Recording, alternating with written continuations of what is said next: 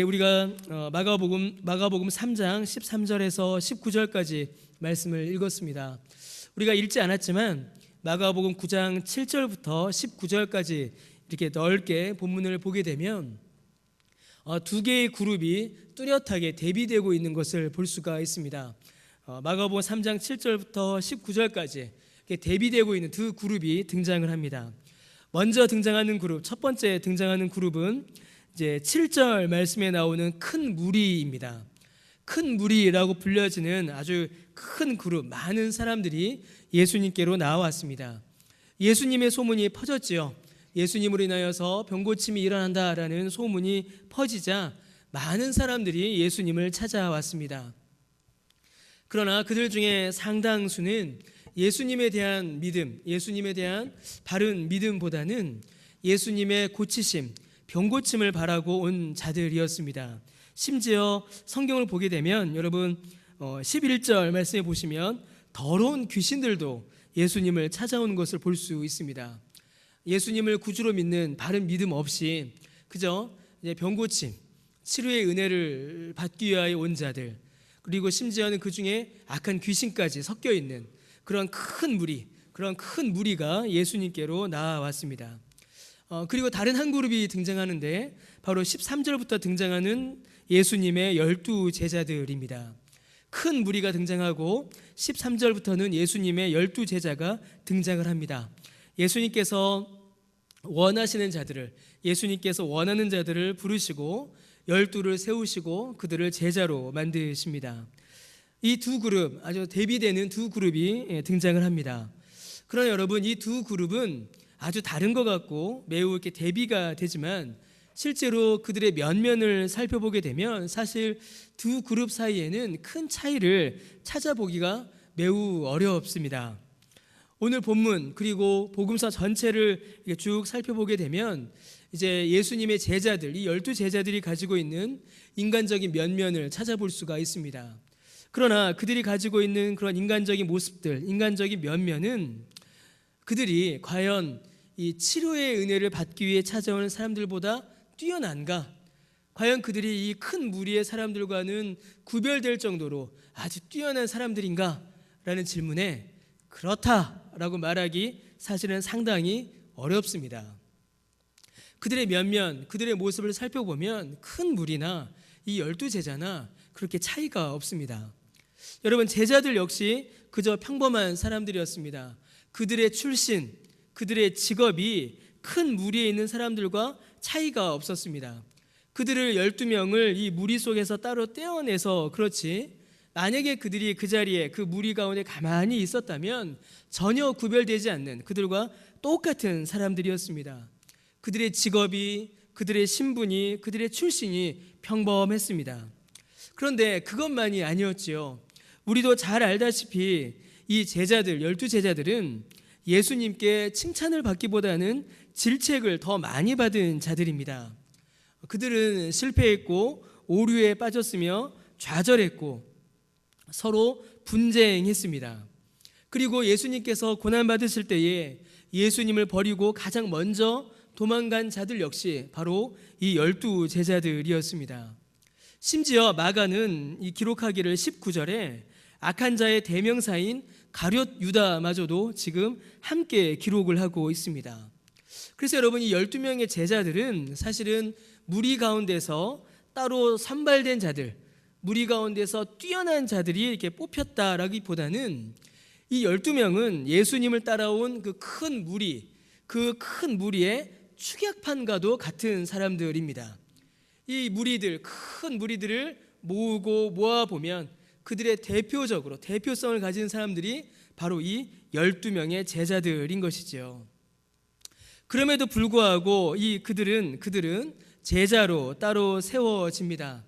이 12명의 제자들이 따로 구별된 것, 12명의 제자들이 따로 세워진 것은 방금 말씀드렸던 것처럼 그들이 큰 무리의 사람들보다 뛰어났기 때문이 아니었습니다. 그들이 가지고 있는 자질이나 능력 때문에 그들이 12명이 따로 세워진 것이 아니었습니다. 여러분, 이 12명의 제자들이 구별된 것은, 이 12명의 제자들이 따로 세워진 것은 그들이 가지고 있는 자질이나 능력, 좋을 것 때문이 아니라 이 12제자를 부르시고 세우시는 예수님의 뜻이며 예수님의 의지 때문이셨습니다. 곧 예수님께서 12제자로 부르셨으니 그들이 구별된 것이지 그들 자체가 뛰어난 능력이 있었기 때문이 아니라는 것입니다. 여러분, 성경의 관심은 어디에 있을까요? 마가의 관심은 어디에 있을까요? 성경은 이들이, 이 12명이 예수님의 제자가 되기에 얼마나 합당한가, 그들이 얼마나 뛰어난가, 그들이 얼마나 자격을 갖추었는가, 거기에 성경은 관심을 가지지 않습니다. 만약에 성경이 거기에 관심을 가졌다면 성경의 기록은 조금 바뀌어야 했을 것입니다. 12제자들이 얼마나 훌륭했는지, 그들의 능력이 얼마나 뛰어난지를 먼저 기록해야겠지요. 그런데 그런 내용은 나타나지 않습니다. 성경은 오히려 제자들의 실패를 아주 자세하게 기록하고 있고 제자들의 부끄러운 과거를 빼놓지 않고 있습니다. 그들이 얼마나 실패했고 그들이 얼마나 비참한 과거를 살았는지를 성경은 그대로 기록하고 있습니다. 심지어 우리가 읽은 17절, 18절, 19절에 보시면 여기에 기록되어 있는 제자들 중에 상당수, 거의 절반 이상은 이 뒤로는 그들의 행적을 찾아보기가 어려울 정도입니다. 베드로, 야고보, 요한, 마태처럼 이름을 남기고 책을 기록한 사람들도 있었지만 제자들의 반수 이상은 과연 그들이 어디로 갔는지, 나중에 그들이 무슨 일을 했는지 기록을 찾아보기가 어려울 정도라는 것입니다. 평범하게 살다가 평범하게 부름받아 평범하게 그들의 인생을 마친 것입니다. 그런 자들이 여러분 예수님의 제자가 되는 겁니다. 뛰어나고 특별하고 능력이 있어서 예수님의 제자가 되는 것이 아니라 무리 가운데에서, 평범한 삶 가운데서 주님의 제자로 부름을 받는 것입니다. 여러분, 성경의 관심은 제자들의 탁월함에 있지 않습니다. 성경의 관심은 그들을 부르신 예수님에게 있습니다. 예수님께서 그들을 부르셨고 예수님께서 그들을 어떻게 만들어 가시는가에 성경은 관심을 가집니다. 여러분, 14절 말씀에 보시면 이에 12를 세우셨으니 라고 되어 있죠. 근데 이 세우셨다라는 말의 원래 의미, 정확한 의미는 만들다라는 의미입니다. 그러니까 예수님께서 12명을 센 게 아니라, 예수님께서 12명을 세우신 게 아니라 예수님께서 12명을 만드신 겁니다. 예수님께서 12명의 제자들을 만드신 것이지요. 예수님께서 그들을 제자로 부르셨고 예수님께서 그들을 제자로 만드신 것입니다. 그래서 여러분, 성경의 관심은 12명의 제자들이 가지고 있는 특별한 능력이 아니라 예수님께서 그들을 어떻게 빚어 가시는가, 예수님께서 그들을 어떻게 만들어 가시는가, 그들이 예수님의 부름을 받고 난 이후에 그들의 삶은 어떻게 변화되는가, 거기에 성경의 관심, 성경의 목적이 있습니다. 제자가 되는 방법, 제자가 되는 조건, 제자가 되는 과정을 성경은 기록하고 있지 않습니다. 성경이 기록하고 있는 것은, 성경이 집중하고 있는 것은 예수님께서 그들을 부르셨다라는 사실과 부름받은 그들이 어떻게 살았다, 그 삶의 모습에 성경은 관심을 가지고 있는 것이죠. 곧 제자로 부름받은 그들이 살아갈, 이제는 변화된 그들의 삶, 바로 그 제자의 삶, 제자로서의 삶의 모습에 성경은 집중하고 있는 것입니다. 어떻게 해야 제자가 되는가? 어떻게 해야 제자가 됩니까? 예수님께서 부르시면 제자가 되는 겁니다. 예수님의 은혜로 제자가 되는 겁니다. 성경이 우리에게 말하는 것은 뭘까요? 제자는 어떻게 살아가는가? 예수님께서 제자로 부르신 이유와 목적이 무엇인가? 우리가 제자로 부름받았다면, 우리가 제자라면, 예수님의 제자라면 우리의 삶은 어떻게 바뀌어야 하는가? 바로 그 삶의 모습에 성경은 더 많은 관심을 가지고 있는 것입니다.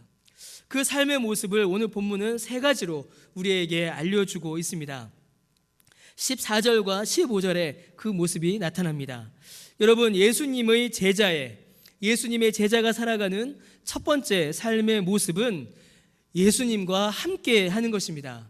바로 14절 말씀에 나타나죠. 14절 말씀에 이에 12를 세우셨으니 이는 뭐라고 되어 있습니까? 자기와 함께 있게 하시고 라고 기록되어 있습니다. 여러분, 예수님께서는 예수님과 함께 있게 하시려고 그들을 제자로 부르시고 만드신 것입니다. 누가복음 5장에 보면 예수님께서 제자들 중에 최고 수제자인 베드로를 부르시는 그 장면이 누가복음 5장에 기록되어 있습니다. 같은 모습을 기록하고 있는 마태복음이나 마가복음에는 없는 중요한 말들이 누가복음 5장에는 기록되어 있습니다. 예수님께서 베드로를 찾아오십니다. 그리고 베드로가 타고 있던 배에 예수님이 이렇게 올라타세요. 그러자 베드로가 어떻게 반응할까요? 예수님 잘 찾아오셨습니다. 저야말로 앞으로 예수님의 수제자가 될 사람입니다. 이렇게 말하지 않았습니다. 베드로는 뭐라고 말했냐면 누가복음 5장 8절에 보시면 예수의 무릎 아래 엎드려 주여 나를 떠나소서 나는 죄인이니이다 라고 이렇게 말합니다. 예수님이 오셨습니다. 예수님이 자기를 직접 찾아오셨어요. 그러면 환영하고 반기고 잘 찾아오셨습니다, 잘 부르셨습니다 이렇게 말하지 않고 나를 떠나소서, 나와 함께 있을 수 없습니다. 왜냐하면 나는 죄인이기 때문입니다 라고 말하고 있는 겁니다. 여러분, 베드로는 예수님의 놀라운 능력을 봤습니다. 예수님의 놀라운 능력을 보자 베드로는 예수님이 하나님이시다라는 사실을 직감적으로 깨달을 수 있었습니다. 자, 그런데 베드로는 예수님이 하나님이시다라는 사실만 깨달은 것이 아니었습니다. 동시에 그가 원래 가지고 있었던 지식이 나타났지요. 뭐냐면 죄인은 하나님 앞에 설 수 없다라는 그런 무서운 구약의 율법의 지식을 그는 동시에 알고 있었습니다. 지극히 거룩하신 하나님 앞에 죄인이 설 때에 죄인이 받을 수 있는 것은 무서운 죽음의 심판밖에 없기 때문입니다. 베드로가 그 순간 이 두 가지의 생각이 든 것이죠. 야, 이분은 하나님이시다. 그리고 이 하나님 앞에 죄인이 서면 죽을 수밖에 없다. 이 두 가지의 생각이 동시에 나타난 것입니다. 그러니 베드로가 살기 위해서는 어떻게 해야 돼요? 나를 떠나소서 내가 살아야겠습니다라고 말할 수밖에 없는 것입니다. 두려워 떨 수밖에 없는 것이지요. 그때 예수님께서 심판의 두려움에 떨고 있는 베드로에게 무서워하지 말라라고 말씀하시고 그를 주님의 제자로 세우십니다. 어떻게 이룰 수 있었을까요? 그의 두려움의 원인이었던 죄와 사망의 그 심판을 예수님께서 거두신 것입니다. 죄와 사망을, 그 죄를 예수님께서 용서해 주신 것입니다. 그리고 그때 비로소 베드로는 예수님과 함께 할 수 있었습니다. 사랑하는 성도 여러분, 우리 주님께서는 우리와 함께 하기를 기뻐하시고 원하십니다. 여러분, 주님께서 이 땅에 왜 오셨을까요? 여러분, 예수님의 다른 이름이 무엇이지요? 혹시 아십니까? 임마누엘이지요. 임마누엘이지요. 임마누엘이 무슨 뜻입니까? 하나님이 우리와 함께 하신다라는 뜻입니다. 여러분, 예수님께서는 우리와 함께 하시려고, 우리와 가까이 계시려고 이 땅 가운데 오셨습니다. 그리고 이를 이루시기 위하여 주님께서는 고난을 받으시고 십자가를 지었습니다. 왜냐하면 주님과 우리가 함께하기에 가장 큰 방해물, 가장 큰 장애물이 바로 죄이기 때문이죠. 그래서 여러분, 예수님께서 왜 십자가 지었습니까? 예수님께서 왜 고난당하셨습니까? 그 질문에 대한 답은 예수님께서 우리를 구원하시기 위함입니다 라는 말인 동시에 예수님이 우리와 함께 하시기 위함입니다 라고 우리는 말할 수 있습니다. 예수님이 우리와 함께 하시려고, 예수님이 우리와 가까이 계시려고 예수님께서는 그 십자가를 지신 것입니다. 얼마나 함께 계시기 원하실까요? 영원히 그 관계가, 그 가까움이, 그 친밀함이 끊어지지 않게 하시려고 예수님께서는 십자가를 지신 것입니다. 그러므로 여러분, 예수님의 제자는 어떤 사람이겠습니까? 예수님의 제자는 예수님과 가까이 하는 사람입니다. 예수님 곁에 있는 사람이며 예수님과 동행하는 사람입니다.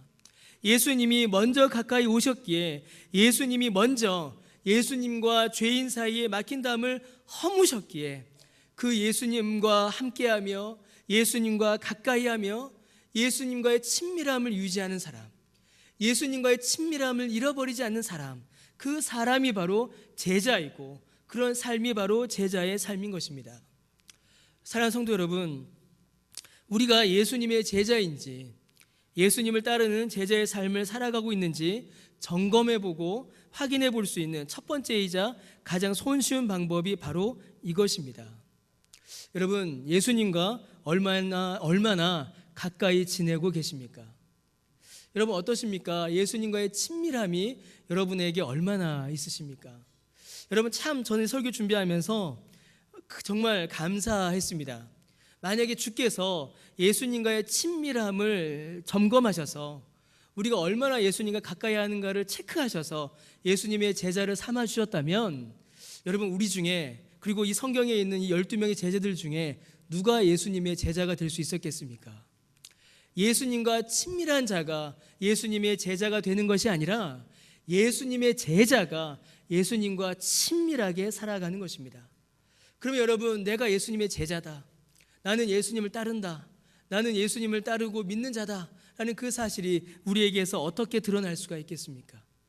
예수님과의 친밀함을 통하여서, 예수님과 가까이 지내는 그 가까움을 통하여서, 예수님과의 교제를 통하여서 여러분 그 사실이 드러나는 것입니다.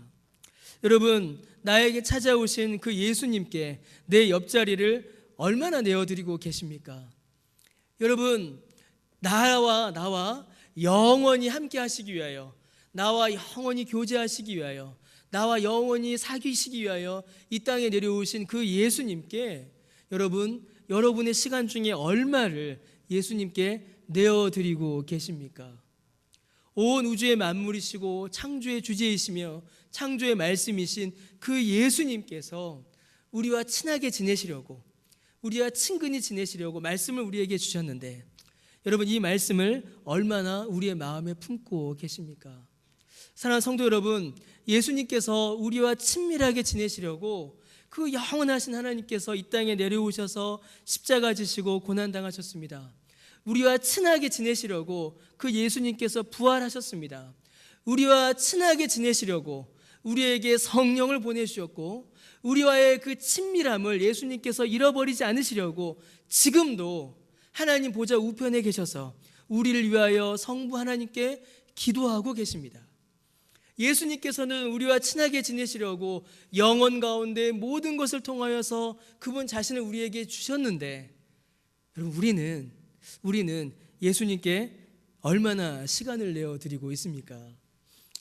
예수님께 얼마나 우리의 공간을 내어드리고 있습니까? 예수님께 얼마나 우리의 힘을 내어드리고 있습니까? 사랑하는 성도 여러분, 제자는 별게 아닙니다. 제자는 무슨 코스를 밟은 사람이 제자, 무슨 훈련을 받은 사람이 제자가 아닙니다. 예수님의 제자는 예수님의 부르심을 받은 자이고, 예수님의 제자는 예수님과 가까이 사는 사람입니다. 여러분 가장 가까이에 무엇이 있으십니까? 여러분은 무엇과 혹은 누구와 가장 많은 사귐을 누리고 계십니까? 예수님께 사귐의 자리를 내어드리시길 바랍니다. 예수님과 함께 하시는 여러분 되시기를 주님의 이름으로 축원합니다. 두 번째는 여러분 14절 뒤에 나오죠. 예수님께서 자기와 함께 있게 하시고 또 뭐라고 되어 있습니까? 보내사 전도도 하게 하신다라고 되어 있습니다. 여러분, 예수님의 제자는 전도하는 사람입니다. 이 전도라는 말이 아주 여기서 분명하게 나오죠. 참 잘 이해하셔야 합니다. 전도 많이 한 사람이 예수님의 제자가 되는 것이 아니라 예수님의 제자가 뭘 한다고요? 전도하는 겁니다. 예수님의 제자가 전도하는 겁니다. 그럼 우리가 전도할 때는 뭘까요? 전도 많이 해서 예수님의 수제자 돼야지, 이게 아니라 내가 예수님의 제자이니 나가서 전도하게 되는 것이죠.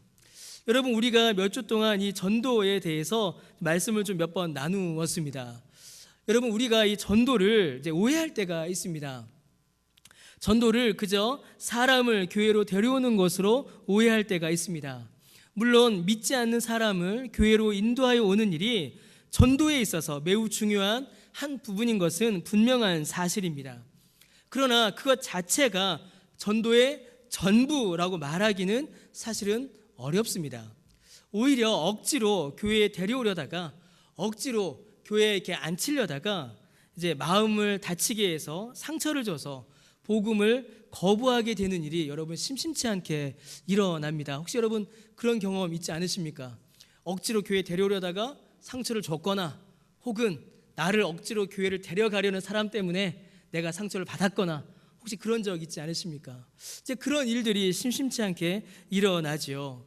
여러분 믿지 않는 자를 교회로 초청하여 데려오는 일, 이것이 전도의 한 부분이고 매우 중요한 것은 사실이지만 그것 자체가 전도의 본질이고 전도의 본질은 아닙니다. 여러분 전도가 무엇일까요?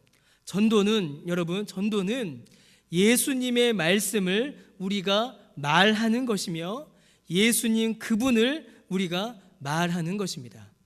그래서 여러분 제자는 어떤 사람일까요? 제자는 전도하는 사람인데 제자는 예수님의 말을 하는 사람입니다. 그러니까 우리의 입술을 통하여서 예수님의 말씀이, 우리의 말을 통하여서 예수님의 말이 나오는 것이지요. 여러분 예수님이 무슨 말씀을 하셨습니까? 예수님께서 무슨 말을 하셨나요? 예수님께서 하신 말씀은 죄사함과 회개를 촉구하셨습니다. 예수님께서는 구원의 복된 소식을 전하셨습니다. 여러분 예수님이 누구이십니까? 예수님은 우리의 구주이시며 우리의 왕이십니다. 여러분 이게 예수님의 말이고 이 말을 하는 것이 전도입니다. 여러분 예수님께서는 왜 제자들을 예수님 가까이 두셨을까요? 예수님이 하시는 말씀을 정확히 들으라고 제자들을 예수님 곁에 두신 겁니다. 예수님이 하는 말을 제자들이 잘 들어서 그 말씀을 잘 듣고 깨달아서 그들이 먼저 구원의 은혜를 받고 나아가 예수님이 하신 말씀을, 예수님의 입의 말씀을 제자들이 그들의 입을 통하여 또 말하기를 예수님께서는 원하신 것입니다. 그래서 여러분 예수님의 제자는 예수님의 말을 하는 사람입니다. 그 입술을 통하여서 예수님의 말씀이, 예수님의 음성이 말해지는, 선포되는 사람이 바로 예수님의 제자입니다. 자기의 말이 아니라, 세상의 말이 아니라, 자기의 유익을 구하는 말이 아니라 예수님의 말, 예수님이 주신 그 생명의 말, 예수님이 말씀하신 그 구원의 말을 말하는 사람이 바로 예수님의 제자이며 그렇게 사는 삶이 예수님의 제자의 삶인 것입니다. 사랑하는 성도 여러분, 우리가 제자의 삶을 살고 있는지, 우리가 예수님의 제자라는 이 사실을 확인해 볼 수 있는 두 번째 항목이 바로 여기에 있습니다. 바로 우리의 언어 생활입니다. 우리의 언어 생활, 우리 입술에서 어떤 말들이 나오고 있는지를 돌아볼 때, 점검할 때 내가 예수님의 제자의 삶을 살고 있는지 우리가 확인해 볼 수 있습니다. 여러분, 여러분의 입술에서는 어떤 말들이 주로 나오고 있으십니까? 여러분들은 주로 어떤 말들을 많이 하시나요? 여러분의 입술을 통하여서, 여러분의 목소리를 통하여서 다른 사람들에게 전해지는 말, 여러분 어떤 말들을 많이 하십니까? 여러분, 여러분의 입술을 통하여서 예수님의 말이 나오고 있으십니까? 사람을 살리는 말, 구원의 복음을 전하는 그 전도의 말, 사랑의 말, 격려의 말, 위로의 말, 사람을 세우고 교회를 세우며 회복하는 그 예수님의 말이 나오십니까? 아니면 사람을 죽이는 말, 넘어뜨리는 말, 낙심케 하는 말, 쓰러뜨리는 말, 여러분 어떤 말이 여러분의 입술을 통하여서 나오고 계십니까? 여러분, 예수님의 제자는 어렵지 않습니다. 예수님의 말을 하는 사람입니다. 예수님께서 하셨던 말씀을, 예수님께서 제자들에게, 병든 자들에게, 고통받는 자들에게 하셨던 그 말씀을 말하는 것, 여러분 그것이 바로 예수님의 제자의 삶입니다. 여러분, 예수님의 제자의 세 번째 모습이 나옵니다. 바로 15절에 나오죠. 15절에 보면 제자를 부르시고 세우신 세 번째 목적이 나오는데 15절에 보니까 귀신을 내쫓는 뭐가 있어요? 권능도 가지게 하려 하십니다 라고 이렇게 기록이 되어 있습니다. 여러분, 주님께서는 그 제자들이 권능을 행하게 하시려고 제자들을 부르시고 세우셨습니다. 다시 말씀드리지만 제자들이 권능을 행했기 때문에 제자가 된 것이 아니라 그들이 제자이기에 권능을 행할 수 있는 것입니다. 여러분, 우리도 예수님의 제자라면 뭘 행할 수 있을까요? 권능을 행할 수 있습니다. 얼마나 놀랍습니까? 우리도 권능을 행합니다. 자, 그런데 이 권능이 과연 뭘까요? 권능을 우리가 잘 이해해야 합니다. 여러분, 전도와 마찬가지로 이 권능 역시 오랫동안 많은 오해를 받아온 단어 중에 하나입니다. 여러분, 오랫동안 귀신을 쫓아내는 축기나 병을 고치는 신유를 우리는 권능이라고 여겨왔습니다. 그러나 사람을 교회로 데려오는 것이 전도의 일부이듯이 축기나 신유 역시 권능, 하나님께서 주시는 은사의 일부일 뿐입니다. 여러분, 참된 권능, 진정한 권능은 이것보다 축기나 신유보다는 훨씬 더 큰 의미를 가지고 있습니다. 여러분, 전도는 아까 말씀드렸던 것처럼 전도는 예수님의 말씀을 우리가 말하는 것이 전도라고 했지요. 그러면 여러분, 권능은 무엇이겠습니까? 권능은 예수님께서 하신 일을 우리도 할 수 있게 하는 능력이 권능입니다. 그 권능을 예수님께서 제자들에게 주신 것입니다. 그래서 여러분, 예수님의 제자는 예수님과 함께하는 사람이고 예수님의 말을 하는 사람이며 예수님께서 하신 일을 행하는 사람이 바로 예수님의 제자입니다. 다른 게 아니죠. 다른 일을 하는 것이 아닙니다. 예수님께서 행하신 일, 예수님께서 하신 일을 오늘 이 자리에서 하는 사람이 바로 제자이고, 제자는 예수님이 하신 일을 이 땅에서 할 수 있는 사람입니다. 여러분, 그러면 예수님께서 무슨 일을 하셨을까요? 여러분, 예수님께서 무슨 일을 하셨겠습니까? 예수님이 하신 일, 예수님께서 제자들을 가까이 불러 모으셨죠. 가까이 불러 모으신 이유는 예수님의 말씀을 제자들이 잘 들어서 말하게 하시기 위함이었습니다. 두 번째로 제자들을 가까이 두신 것은 예수님이 하신 일을 제자들이 잘 보고 그대로 따라하라고 예수님께서 제자들을 가까이 두신 거예요. 그럼 여러분, 예수님이 무슨 일을 하셨을까요? 예수님이 하신 일, 여러분, 예수님은 먼저 병자를 고치셨습니다. 예수님께서는 성경을 가르치셨지요. 그리고 예수님께서는 구원의 복음을 전하셨습니다. 고치시고 가르치시고 전하셨다. 이렇게 우리가 예수님이 하신 일을 세 가지로 이야기합니다. 그럼 여러분, 이 세 가지도 많아요. 이 세 가지를 하나로 모으면 뭐가 될까요? 예수님이 많은 일을 하셨습니다. 예수님께서 많은 병자를 고치셨고 성경을 풀어 설명하셨으며 구원의 복음을 사람들에게 많이 전하셨습니다. 예수님께서 하셨던 이 모든 일들을 그렇게 할 수는 없지만 다 모아서 압축을 해서 모으면 하나의 단어가 뚝 떨어집니다. 예, 어떻게 하세요? 깜짝 놀랐습니다. 지금 일부 설교 들으셨어요? 저 너무 놀랐습니다. 지금. 예, 사랑입니다. 예수님께서 무엇을 하셨습니까? 예수님께서 하신 일이 무엇입니까? 라는 그 질문의 답은 사랑입니다. 여러분, 예수님은 사랑을 행하셨습니다. 예수님께서는 질병 가운데 고통하는 자를 불쌍히 여기셨습니다. 질병 가운데 괴로워하는 자를 긍휼히 여기셨습니다. 불쌍히 여기시고 긍휼히 여기시는 그 사랑으로 인하여 예수님께서는 병자를 고쳐주셨습니다.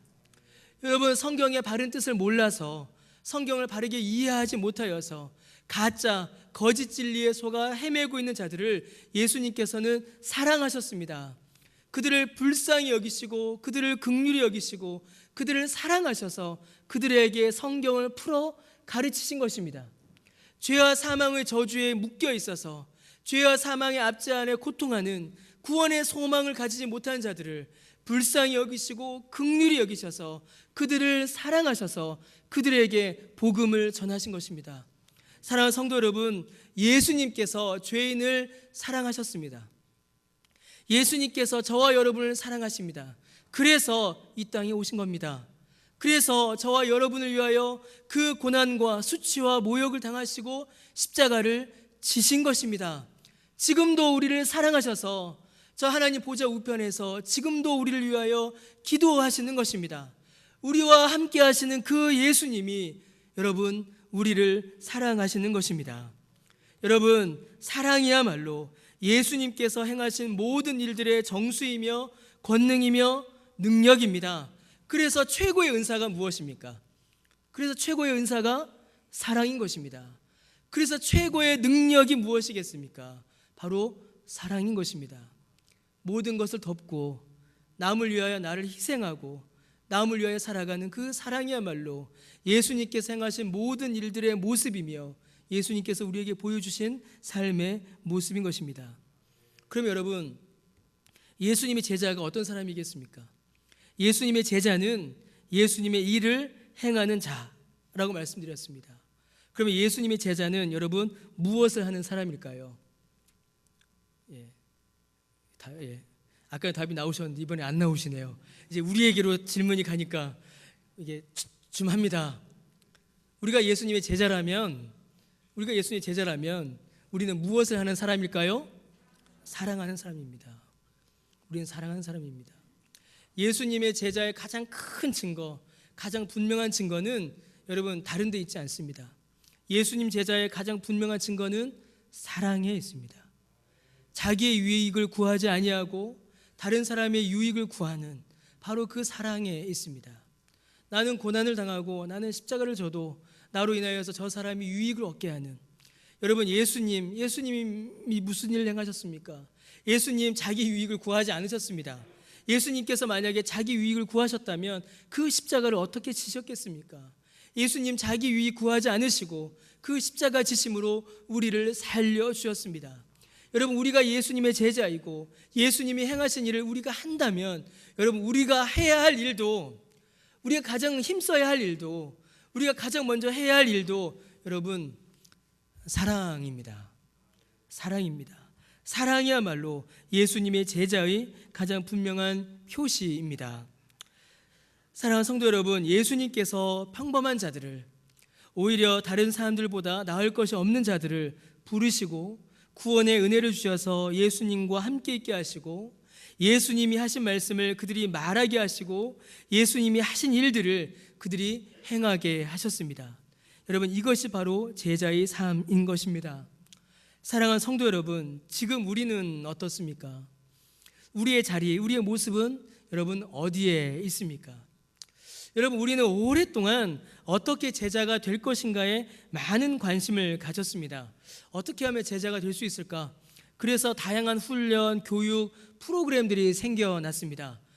제자가 되기 위한 훈련, 이것만 하면 예수님의 제자가 된다, 이런 광고 프로그램들이 많이 생겨났습니다. 그리고 많이 했습니다. 그러나 여러분, 성경은 다르게 말씀합니다. 제자가 되는 것, 예수님의 제자가 되는 것은 예수님의 부르심으로 이루어집니다. 예수님께서 부르시고 예수님께서 만드심으로 제자가 되는 것이지, 여러분 교육받았다고 해서, 훈련받았다고 해서, 어떤 프로그램을 거쳤다고 해서 예수님의 제자가 되는 게 아닙니다. 만약에 교육으로, 훈련으로, 프로그램으로 예수님의 제자가 된다면 여러분 도대체 무슨 문제가 있겠습니까? 다 되죠. 다 훌륭한 신자 되죠. 그러나 그렇지가 않습니다. 많은 목사님들이, 많은 교회가 공통적으로 고백하는 겁니다. 교육으로, 훈련으로, 프로그램으로 사람이 변하지 않더라, 제자가 되지 않더라. 이건 우리가 다 아는 겁니다. 그럼에도 불구하고 교회는 또 가르치고 훈련하고 프로그램을 배웁니다. 왜 그럴까요? 예수님을 소개하기 위해서입니다. 예수님을 소개하고 알려주기 위해서입니다. 예수님의 말씀을 들려주고 예수님이 행하신 일들을 보여주기 위해서 교회는 교육하고 훈련하는 것이죠. 변화는 주님의 은혜에 달려 있습니다. 주께서 역사하실 때 그때 비로소 사람이 변화되고 제자의 삶을 살아갈 수 있는 것입니다. 여러분, 성경이 제자에 대해서 우리에게 가르치시는 교훈은 어떻게 해야 제자가 되는가가 아니라 바로 제자의 삶입니다. 제자로 사는 것에 대하여 강조하십니다. 제자로 부름받은 이후의 삶, 조금 확장하면 구원받은 이후의 삶, 그리스도인이 되고 나서의 삶에 더 많은 관심을 갖습니다. 주와 함께 살며 주님의 말을 말하고 주께서 행하신 일을 행하는, 바로 주님을 닮아가는 바로 그러한 삶을 말하는 것입니다. 사랑하는 성도 여러분, 우리가 주님과 가까이 하고 주님이 하신 말씀을 우리가 말하고 주께서 행하신 일들을 우리가 행하면 여러분 어떤 일이 벌어지겠습니까? 방금도 말씀드렸던 것처럼 우리가 예수님을 닮아갑니다. 우리가 예수님을 닮아가게 돼요. 그래서 우리 안에 예수님의 형상이 드러나게 됩니다. 그럼 여러분 어떤 일이 벌어지게 되겠습니까? 세상 사람들이 우리를 볼 때에 누굴 보게 될까요? 예수님을 보게 되는 겁니다. 우리의 입술을 통하여서 예수님의 말씀이 나오고 우리의 삶의 모습을 통하여서 예수님이 하셨던 일들이 일어날 때에, 그때에 우리가 예수님을 닮아가고 그때의 세상은 우리를 통하여서 예수님을 보게 되는 것입니다. 여러분, 이것이 바로 제자의 삶입니다. 이것이 바로 제자로 살아가는 신자의 모습인 것입니다. 사랑하는 성도 여러분, 과연 우리는 이 제자의 삶을 살아가고 있는가? 주님과 가까이 하고 주의 말을 말하고 주의 일을 행하고 있는가? 이 질문 앞에 우리가 서게 됩니다. 그 질문을 우리에게 던지는 것이지요. 여러분, 이 질문 앞에 우리 중에 누가 당당히 답할 수 있겠습니까?